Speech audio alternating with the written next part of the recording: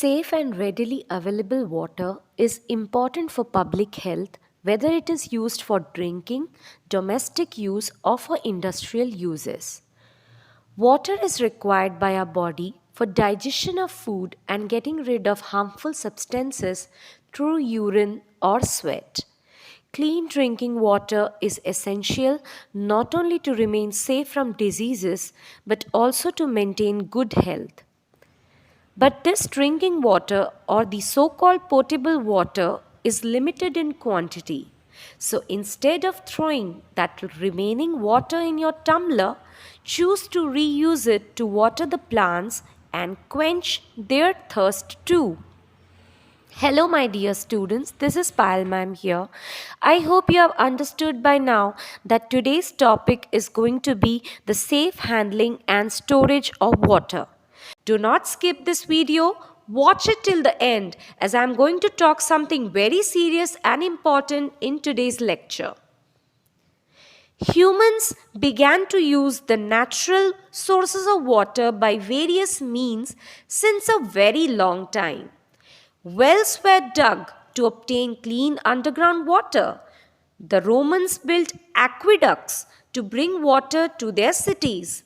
And nowadays, we build dams for irrigation and to generate hydroelectricity. But we have been taking this water for granted. Unfortunately, 1 person in 10 is now devoid of water, which equals to nearly 700 million people across the world. And nearly 3.5 million people die each year due to waterborne diseases. Only 3% of the water on the earth is fresh. Of this, 3/4 is found in glaciers, and nearly a quarter of this is found under the ground. Just about 1% is found on the surface, available in rivers, lakes, and ponds. In villages, people obtain water from ponds, wells, or tube wells. This water may not be fit for drinking as it contains dirt and germs. In cities, we obtain water from the taps, but the direct consumption is not advisable as it may contain germs that can cause diseases like jaundice, diarrhea, dysentery, and cholera. Drinking purified water can not only keep us healthy but also bring a healthy smile on our faces because health is wealth after all. Moving on with the methods of purification of water. First, boiling. In the method of boiling, water is heated to a very high temperature. Boiling kills the germs present in water at such a high temperature. Second, filtration. Water can be filtered by using a clean cloth. In earlier days, people used to have traditional filters in their homes which had 3 to 4 pots containing various substances like gravel or small pebbles, sand, charcoal, and so on.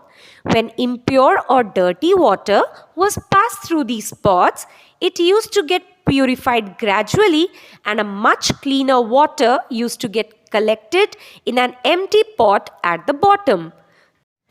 As a matter of fact, children, you can recreate this traditional filter by using some simple and readily available materials at home. All you need is a plastic bottle like this, which you need to cut from the center and make 2 halves like this. The part with the cap is going to be the filtering part on the top, and the other half is going to serve as a collecting vessel of the clean water like this at the bottom. Firstly, you need to cover the mouth of the bottle with a gauze or a filter paper, or it can be a clean piece of cotton cloth. Now, you can add filtering materials as per your choice. You need to first write down these materials and collect them accordingly. It can be pebbles, gravels, charcoal, pieces, sand, etc. Then pour them into the top half in different layers. And your apparatus is ready to use. To test this filtering apparatus, you can mix little soil in water and pass this through your filter and see how it cleans the soil or mud water into a much clean water. Experimenting is fun, isn't it, kids? But unfortunately, this water wasn't free of germs. Nowadays, almost every house has a water purifier, which is capable of providing clean and germ-free water. Third, chlorination. In this method, chlorine is added in small amounts in water to kill germs. But surprisingly, a report from the US Council of Environmental Quality says that the cancer risk for people who drink chlorinated water is 93% higher than those water that does not contain chlorine. A thing to ponder, isn't it? We will continue the rest of the chapter in our next video. Stay tuned till then and do like, share and subscribe to my channel if you haven't already.